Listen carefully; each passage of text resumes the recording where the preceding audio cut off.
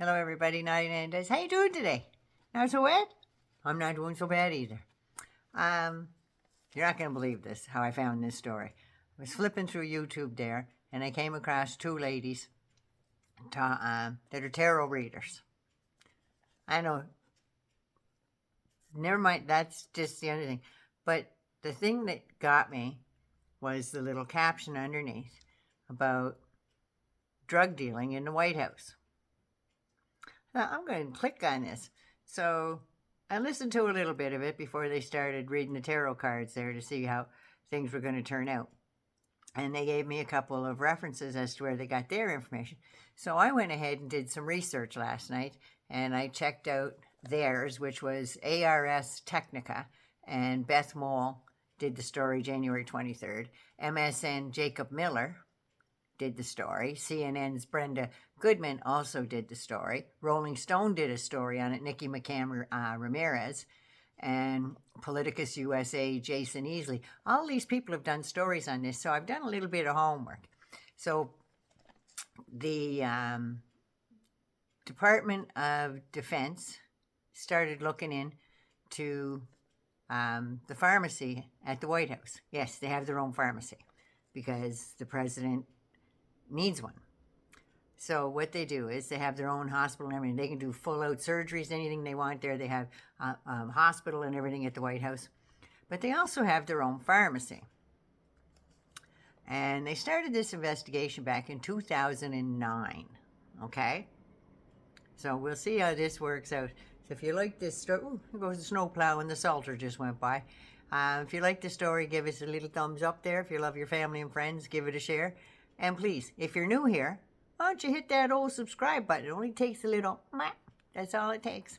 Okay, let's get into this. So, an investigation into the White House pharmacy, they looked into irregularities between 2009 and 2019 when an unnamed senior military medical officer was engaged in improper medical practices. I don't know about you, but who, between 2009 and 2019, or 18 rather, who was the White House doctor? I don't know, he's a congressman now though, just saying. Admiral Jackson?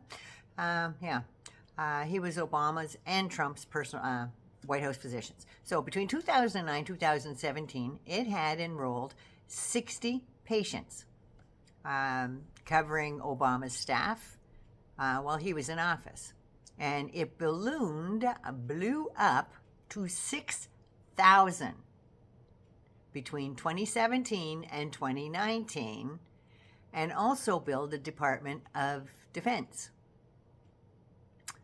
They, during this time, offered senior government officials a patient category code for services at Walter Reed Hospital, where they were unable, Walter Reed Hospital was unable to properly bill them, probably because they invented the patient category codes.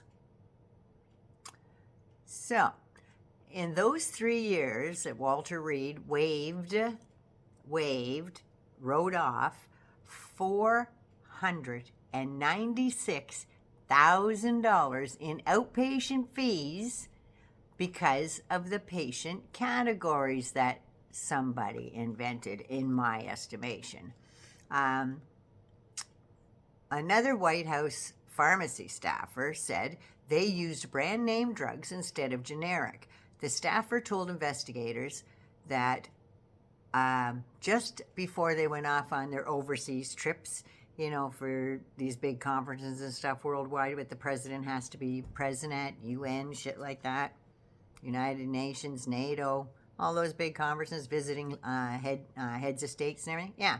Now, before they'd go on these trips, they'd get their little packets, and they were just baggies, little Ziploc baggies, filled with uppers and downers. Not a joke. So they were controlled substances. And they were handed out to everybody that's going on this trip. So typically Ambien and Provigil were both given out. So we would take these packets of Ambien and Provigil, usually in Ziploc baggies.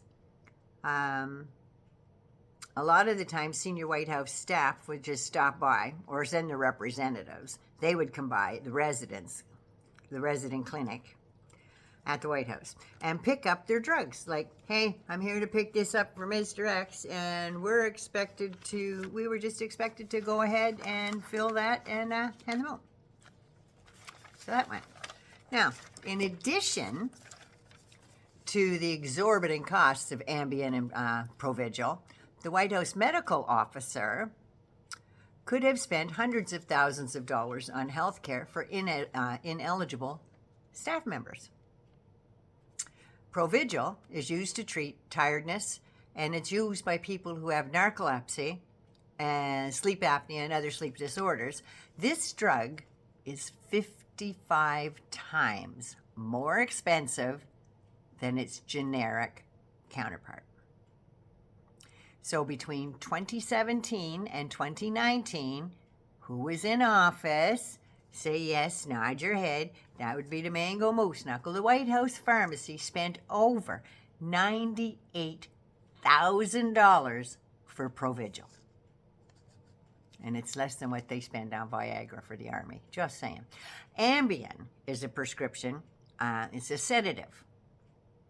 And it, like a sleeping pill, and it is 174 times more expensive than the generic counterpart. And the Trump White House spent over $46,000 on Ambien because he's up friggin' texting or tweeting or whatever the hell you call that shit till 2, 3 o'clock in the morning, and at 6 o'clock he's at it again. That's why they had to give him all these. Well, you can't just say him, or allegedly. That's the word I was looking for. In addition to this, the White House Medical Unit spent over $100,000 above generic drug costs by making Walter Reed National Medical Center fill brand name prescriptions. Let me say this again. Between 2017 and 2019, the White House Medical Unit spent over $100,000 above generic drug costs by making Walter Reed Medical Center fill brand name prescriptions. But sure, it's all right for Trump to tell everybody that ivermectin up your ass will get rid of COVID and inject bleach and everything else and hydrochloroquine. Yeah, take that. What's the worst that can happen? Over 17,000 people died because of that. That's what could happen. So this would explain how manic Kayleigh McEnany was when she was in that press briefing room. I'm thinking, anyway, this is my explanation, not hers, and my opinion only. Sarah Huckabee was all Eeyore and down in the dumps. I think she took her Provigil afterwards, just saying. But anyway, Ronnie Jackson was the medical physician for 2 presidents, who was also accused of having a toxic work environment, alcohol rages, and misusing Ambien specifically, all around the same time as the complaints came pouring in, allegations against then Admiral Ronnie Jackson were confirmed by the OIG investigation that was released in 2021. Now, so Republicans, all the time you're out there talking about railing against prescription drug abuse and all the rest of the stuff, you guys didn't need to look any further than your own back door at the White House. Over 6,000 patients were covered between then. So basically, in my opinion, it was like a crack house, but only for expensive drugs that nobody could afford because nobody paid for them. So they're bad drug dealers because they didn't make any money on it. They made you, the taxpayer, pay for them. That's right. So all those drugs went out the Trump White House back door. That's right. With their little baggies of uppers and downers. So the next time they're boo-hooing and going on about the high cost of prescription drugs, shove that up your ass. Nana loves you. Be good, be safe, take care of you. Subscribe.